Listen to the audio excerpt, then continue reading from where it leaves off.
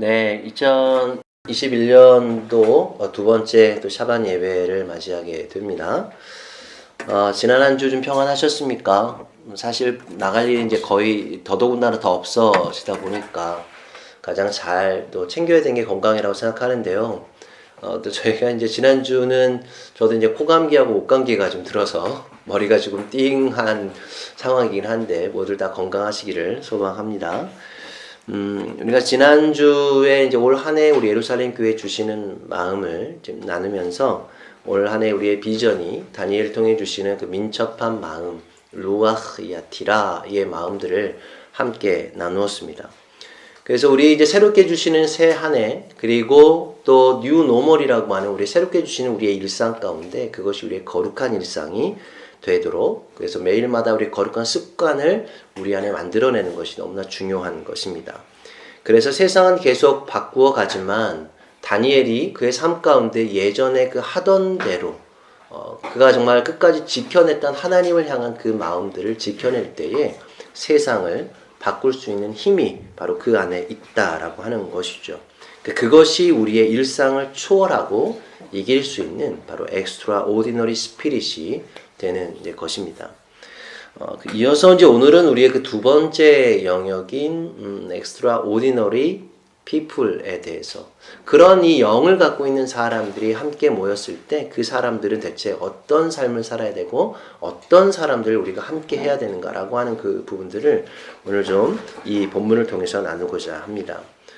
여러분의 지난주에 이제 첫 번째로 나누었던 그 인물이 바로 이제 다니엘이잖아요.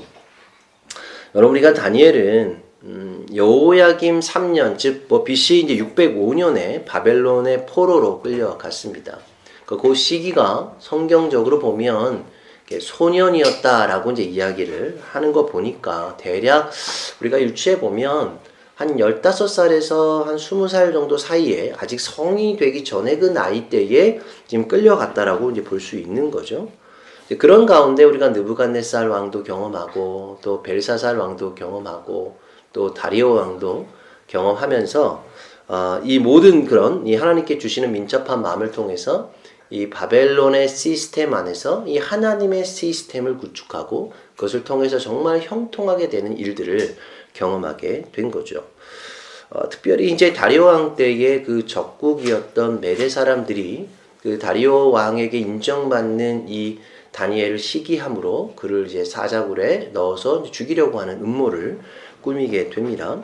근데 이제 연대기적으로 볼 때 바로 이제 사자굴에 들어갔던 이 시기가 연대로 보면 이제 BC 한 538년 정도로 이 추정을 이제 하고 있습니다. 제가 왜 이제 이 이야기를 하냐면 이 다니엘이 하나님 앞에서 또 사람들 앞에서 그가 참 민첩한 마음, 하나님의 그 영으로 또 예리한 지혜를 갖고 있는 자였다라고 하는 그 이야기를 들었던 때가 소년의 때가 아니라 지금 이제 이 다리오 왕 때에 들었다는 거죠. 그렇게 본다면 이 시기는 지금 아마 이 다니엘의 나이가 최소 82세에서 87세 사이 정도가 됐다는 것입니다.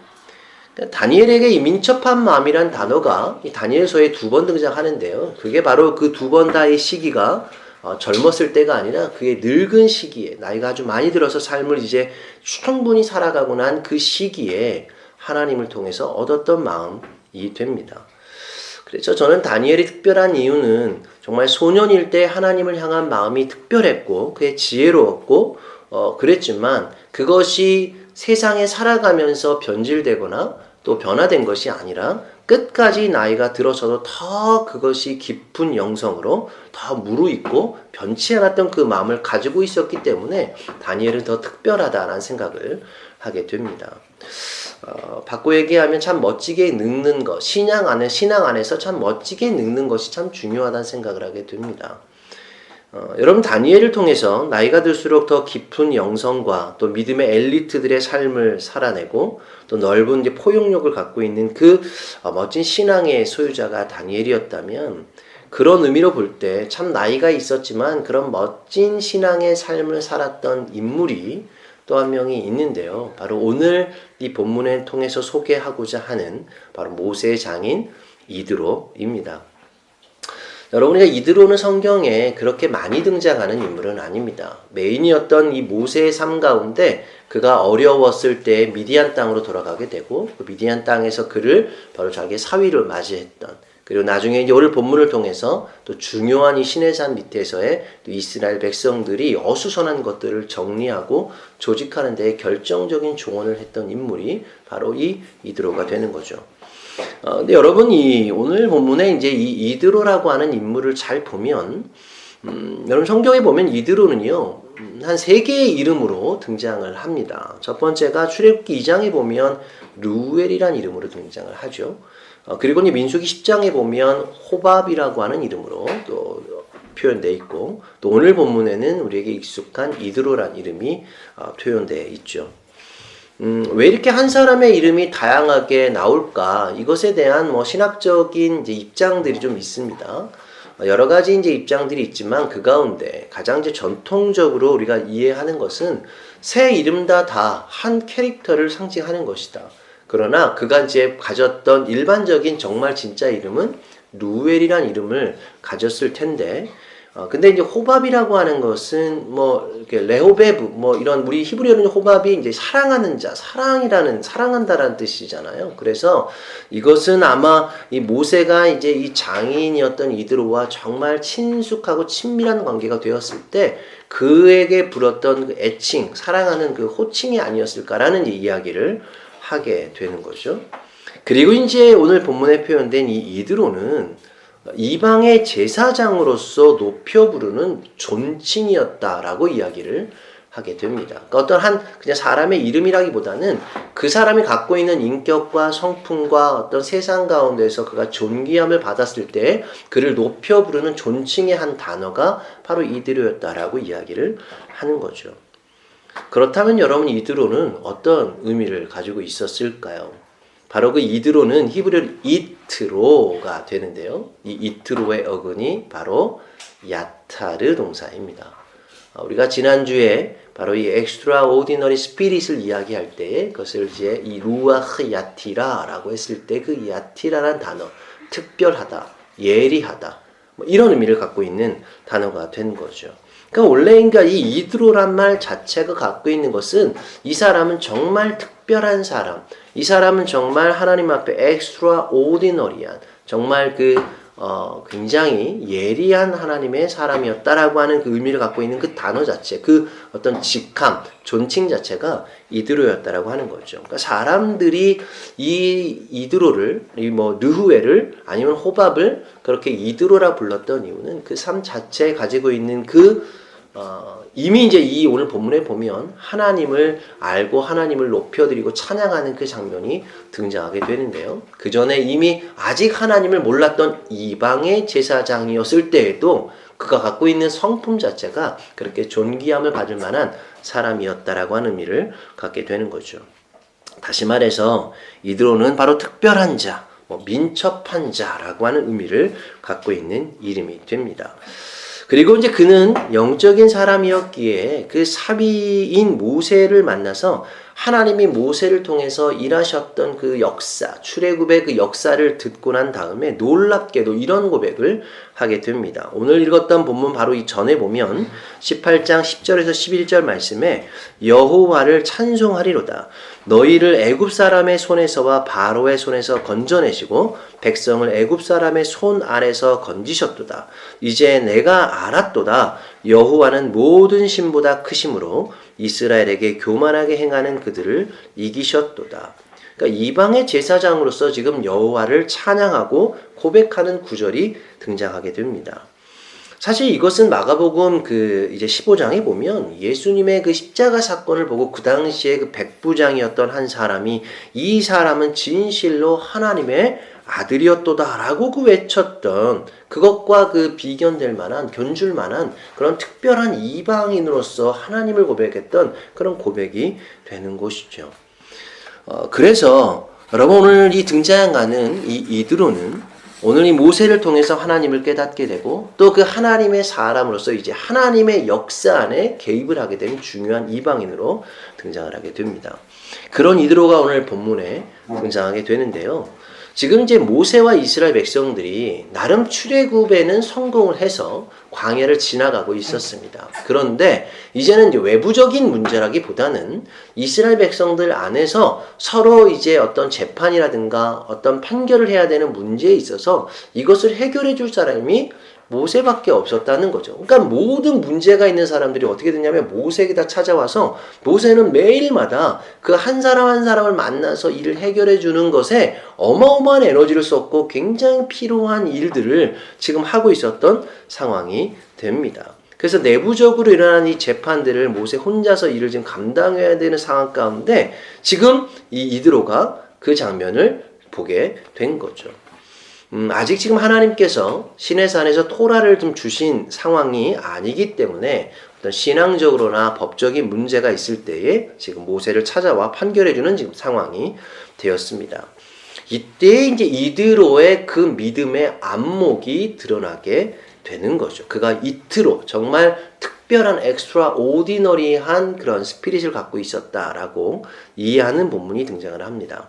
그때 바로 이드로가 그 미디안 땅, 미디안 광야 안에서 자신의 그 가족들을 데리고 그리고 이 모세의 이 부인과 또 그 두 아들을 데리고 지금 광야를 지나서 시내산에 있는 모세에게 찾아왔습니다.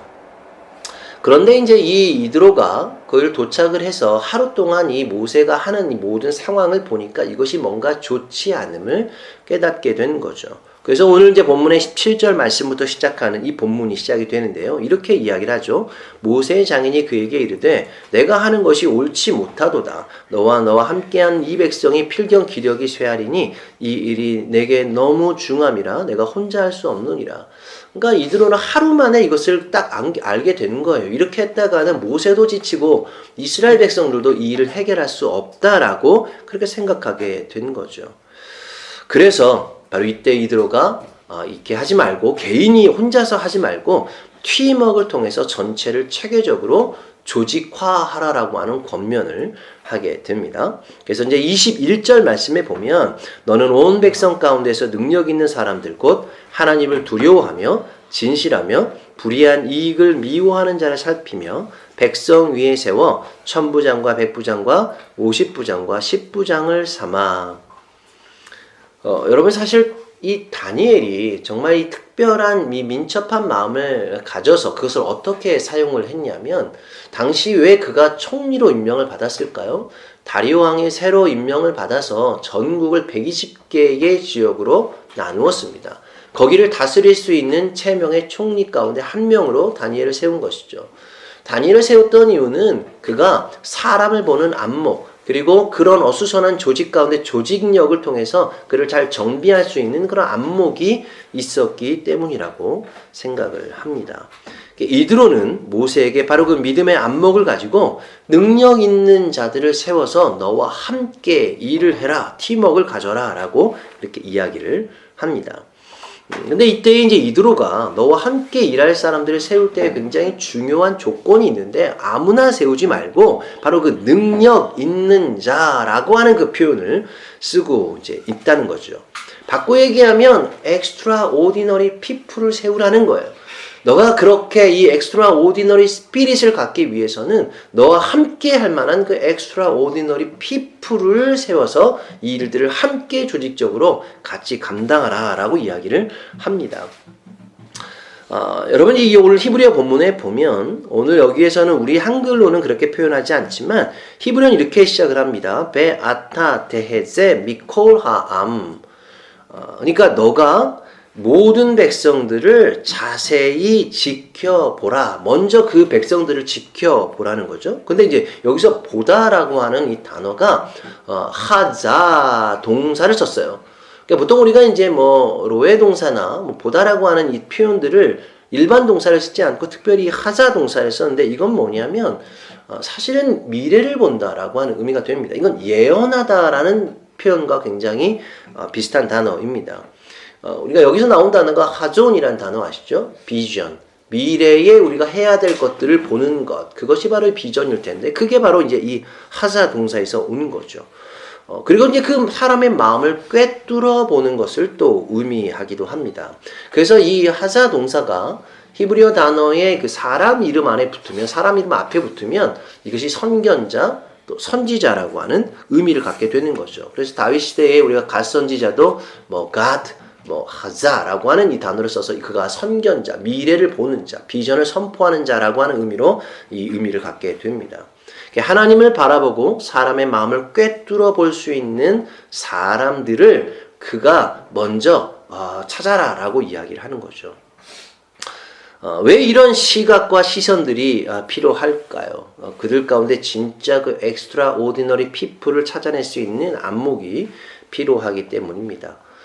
그래서 이미 하나님께서 이 모세에게 이드로를 붙여주셨던 이유는 그 이드로가 그의 이름처럼 그의 믿음의 안목을 가진 사람이었던 거죠.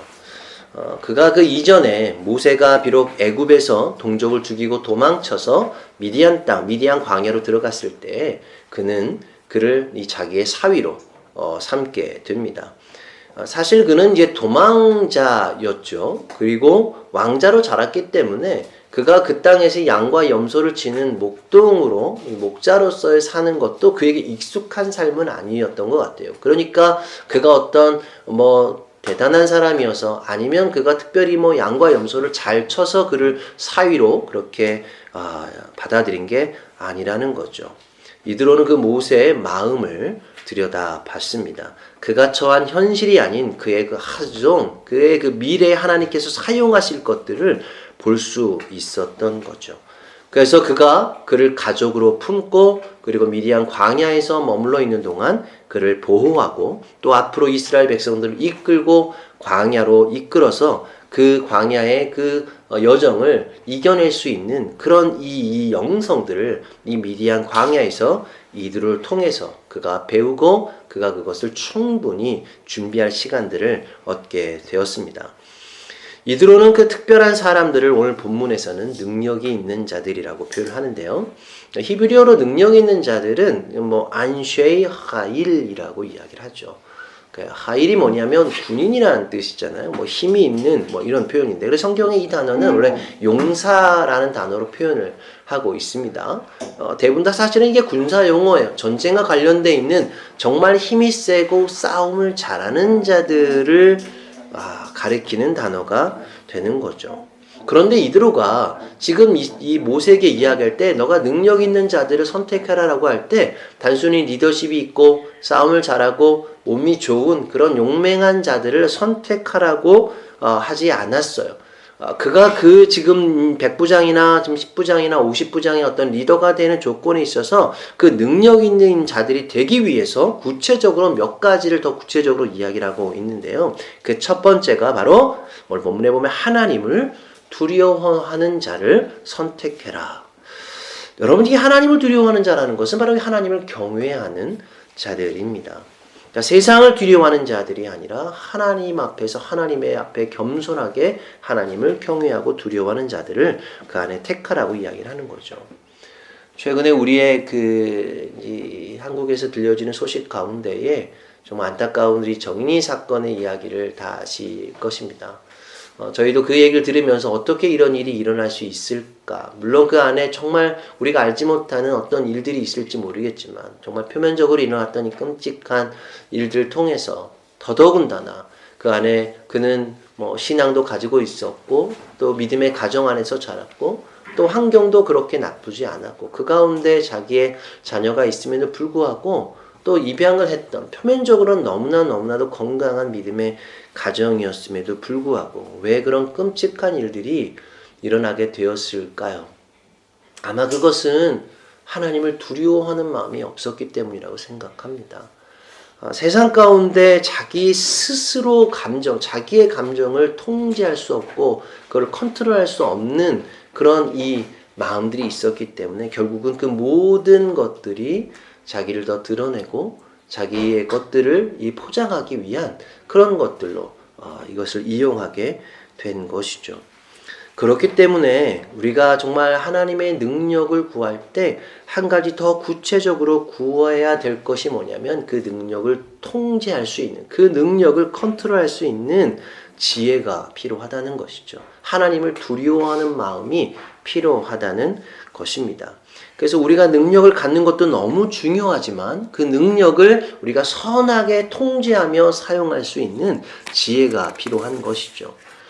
잠언 9장 10절 말씀에 보면 여호와를 경외하는 것이 지혜의 근본이요 거룩한 자를 아는 것이 명철이니라. 오늘 지금 이 이드로가 이 능력 있는 사람을 이 선별할 때 첫 번째로 하나님을 두려워하는 자를 택하라고 이야기했던 건 뭐냐면 바로 이것을 다른 말로 이야기하면 하나님을 두려워하는 지혜가 있는 자들, 하나님을 경외하는 것이 지식의 근본임을 아는 자들을 선택하라라고 이야기를 하고 있습니다. 그래서 다니엘도 단순히 하나님 앞에 능력만을 구하지 않았어요. 그가 세상적으로 그냥 똑똑했기 때문에 하나님이 그를 사용하신 것이 아니라 그 자신의 능력을 컨트롤할 수 있는 지혜를 함께 가지고 있었기 때문인 거죠. 그래서 다니엘 2장 23절 말씀에 보면 나의 조상들의 하나님이여 주께서 이제 내게 지혜와 능력을 주시고 우리가 주께 구한 것을 내게 알게 하셨사오니 내가 주께 감사하며 주를 찬양하나이다. 오늘 다니엘이 하나님 앞에 구하기를 내게 능력만을 달라고 구한 것이 아니라 그 전에 뭘 구했냐면 지혜와 능력을 달라고 구한 것이죠. 솔로몬 역시 하나님 앞에서 지혜를 구한 것이 아니라 이 땅을 어떻게 컨트롤할 수 있을까라고 하는 것을 고백하면서 하나님의 음성을 들을 수 있는 듣는 마음을 달라고 구한 것입니다. 그래서 성경의 잠언이나 시편의 많은 표현들에 보면 이 능력이란 단어가 항상 그 앞에 어떤 단어와 함께 오냐면 지혜와 능력이라고 하는 이 단어가 함께 표현되어 있다는 거죠. 바로 그 이유는 지혜가 능력을 다스려야 하기 때문입니다. 지혜는 자신의 능력을 컨트롤하고 교만하지 않도록 통제하는 역할을 해주는 것이 바로 지혜인 것이죠. 근데 반대로 능력이 지혜를 지배하게 되면 그 지혜를 자신의 능력을 키우는 데 사용하는 자들이 생기게 된다는 거죠. 결국은 솔로몬도 그렇게 처음은 하나님 앞에 지혜를 구했지만 결국 나중에 그 갖고 있는 능력이 그 지혜를 삼켜버렸던 안타까운 모습들을 보게 되는 거죠. 그래서 다니엘이 특별하다라고 하는 이유는 바로 그 나이가 그렇게 많았음에도 불구하고 그가 정말 하나님 앞에서 끝까지 그 능력보다 하나님이 주시는 지혜가 더 풍성하게 되었음을 깨닫게 된 거죠. 여러분 그렇기에 이드로는 모세에게 사람을 세울 때 힘세고 능력 있는 자들을 세우는 데 있어서 그의 힘과 능력을 컨트롤할 수 있는 하나님을 두려워하는 자 그리고 하나님의 그 앞에서 지혜 있는 자들을 세우라고 권면을 하고 있습니다. 전도서 7장 19절 말씀에 보면 지혜가 지혜자를 성읍 가운데 있는 10명의 권력자들보다 더 능력이 있게 하느니라. 세상에 10명의 권력자, 수많은 권력자가 있다 할지라도 그 한 명의 지혜자가 있다는 것이 더 큰 은혜이다, 더 큰 능력이다라고 이야기를 하는 거죠. 자, 두 번째로 오늘 지금 이드로를 통해서 모세에게 어떤 자를 선택을 해야 되는가라고 할 때 두 번째가 바로 진실한 자와 불의한 이익을 미워하는 자라고 오늘 본문을 통해서 이야기를 합니다. 여러분 첫 번째가 하나님을 두려워하는 자라는 의미는 하나님과 인간과의 관계성을 언급하고 있습니다. 근데 두 번째 지금 이 진실한 자와 불의한 이익을 미워하는 자라는 것은 인간과 인간의 관계성을 이야기하는 거죠. 공동체 안에서 우리가 정말 사람에게 진실할 수 있느냐, 그리고 남의 것을 취하지 않고 남에게 더 많은 사랑으로 대할 수 있느냐를 물어보고 있는 거죠. 여러분 고린도전서 13장은 우리가 너무나 잘 아는 사랑장이 되죠. 그래서 이 사랑을 표현할 때 사랑은 언제나 온유하며 그런 표현을 쓰는 가운데 사랑에 대한 정의를 이렇게 이야기를 합니다. 13장 16절에 보면 불의를 기뻐하지 아니하고 진리와 함께 기뻐하며 오늘 지금 여 본문에서 이야기하는 진실한 자와 불의한 이익을 미워하는 자라는 표현에서 오늘 이 고린도전서 13장에 나오는 불의를 기뻐하지 아니하고 진리와 함께 기뻐하는 자 한마디로 이야기를 하면 사랑을 갖고 있는 자, 사랑이 많은 자를 선택하라는 것이죠. 모세는 겸손히 이 권면을 받아들이고 그렇게 이스라엘 백성들을 조직하게 됩니다. 여러분, 지금 이 이드로의 이 권면은요, 왜 특별하고 놀랍냐면, 오늘 지금 이 18장 말씀은 그 다음 장 19장과 이제 20장이 그 바로 이제 시내산에 올라가서 하나님 앞에 하나님께 이 하나님의 말씀 10계명을 받은 그 장면이 나오게 됩니다. 그러니까 아직 10계명을 받지 않은 상황이었던 거죠. 여러분, 그 10계명의 핵심이 무엇일까요? 바로 하나님의 사랑과 이웃 사랑에 대한 이야기를 담고 있는 거예요. 그러니 어찌 보면 이 이드로는 아직 하나님께서 지금 하나님의 사랑과 이 이웃 사랑에 대한 가장 이 땅을 다스리는 하나님의 토라의 그 핵심을 이드로는 이미 깨닫고 그것을 모세를 통해서 그렇게 지금 그런 조직, 그런 공동체를 만들라고 권면을 하고 있다는 것이죠. 여러분, 더 나아가 이 일을 충고하면서 이드로는 자신의 조언대로 하는 것이 중요한 것일 수도 있지만 더 중요한 것은 23절 말씀에 보면 내가 만일 이 일을 하고 하나님께서도 내게 허락하시면이라는 단서를 답니다. 이 의미는 뭐냐면 하나님의 주권을 인정하고 있다는 것이죠. 그러니까 내 이야기가 옳아서가 아니라 이것이 하나님이 허락하시고 하나님이 인정해 주시면 이대로 행할 것이다 라고 지금 이야기를 한다는 것이죠. 결국 이제 이것은 나중에 후에 신명기 말씀을 통해서 모세가 이것을 어떻게 실제적으로 진행했는지 그의 설교를 통해서 우리가 알 수 있게 됩니다. 여러분, 신명기 1장 13절에서 15절 말씀에 보면 나중에 이 일들을 다 회고하는 이 모세의 이 설교 가운데 이렇게 얘기를 하는데요. 너희의 각 지파에서 지혜와 지식이 있는 인정받는 자들을 택하라. 내가 그들을 세워 너희 수령을 삼으리라 한즉 너희가 내게 대답하여 이르기를 당신의 말씀대로 하는 것이 좋다 여기기에 내가 너희 지파의 수령으로 지혜가 있고 인정받는 자들을 취하여 너희의 수령을 삼되 각 지파를 따라 천부장과 백부장과 오십부장과 십부장과 조장을 삼고. 그러니까 지금 이제 결국은 이들을 다 행하고 정리하면서 그의 삶을 고백할 때에 그 결국은 이 이드로의 조언을 받아들여서 그가 지혜와 지식이 있는 인정받는 자들을 선택했다라고 이야기를 하고 있습니다. 근데 여기서 히브리어에 보면 이렇게 되어 있어요. 하함임, 운네보님, 비두임. 우리나라 말로 하면 지혜와 명철과 지식이 있는 자들 이렇게 표현하고 있습니다.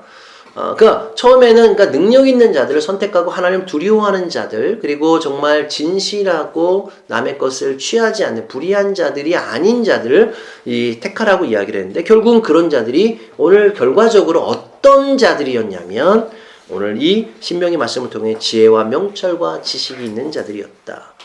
이것은 다니엘이 가진 능력과 동일하게 됩니다.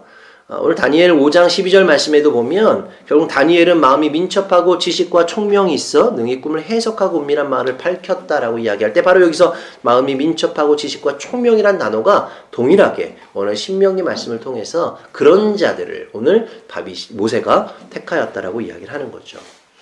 자, 결론적으로 오늘 능력 있는 자들, 하나님 앞에 사용되어지는 extraordinary spirit을 가진 자들은 아주 분명하게 하나님을 사랑하고 이웃을 사랑하는 자들입니다.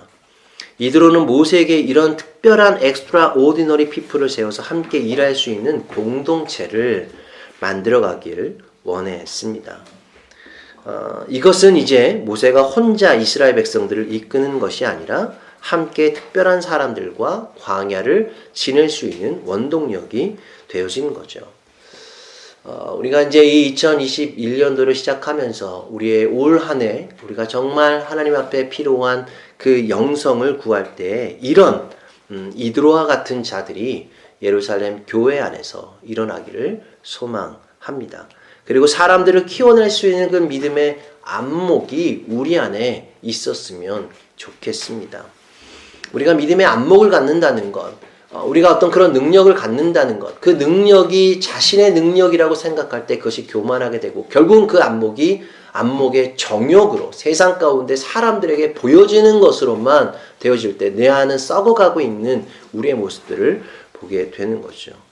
그리고 이 예루살렘 교회 공동체 안에 이드로의 세대와 모세의 세대가 연결되어지기를 소망합니다.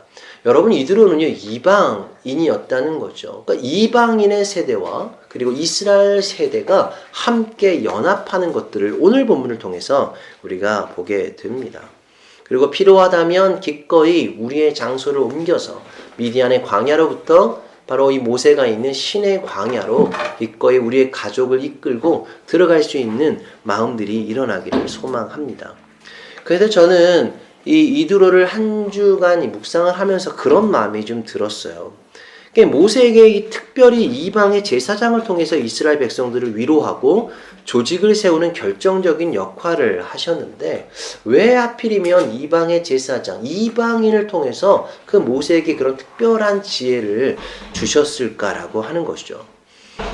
이것이 바로 이 땅에 살고 있는 이방교회의 역할이라고 저는 생각을 합니다.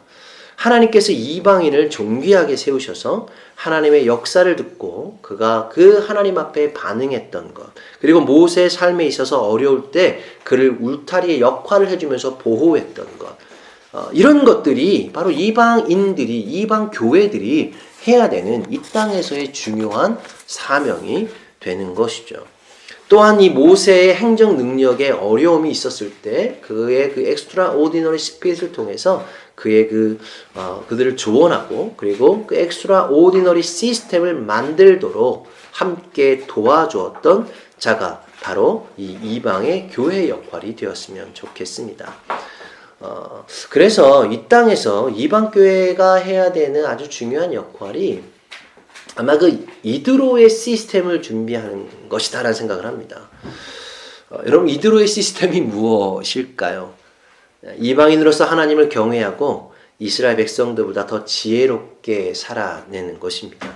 정말 유대인들이나 아랍인들이 시기함이 날 정도로 우리가 이 코로나 시대를 정말 믿음으로 잘 견뎌내고 그것을 잘 이겨내고 지혜롭게 그것을 극복했을 때에 유대인들이나 또 이 땅에 있는 아랍인들이 어떻게 이것들을 저 이방인들을 지혜롭게 극복하고 이겨낼 수 있을까라고 하는 것을 우리가 갖고 있는 믿음의 시스템들을 보고 그것을 따라서 그것을 정말 이 주님의 시스템들을 그들이 받아서 사용할 수밖에 없게끔 하는 그런 이 영향력을 갖는 이 시기들이 꼭 오기를 그렇게 우리가 믿음으로 좀 번면하고 축복합니다.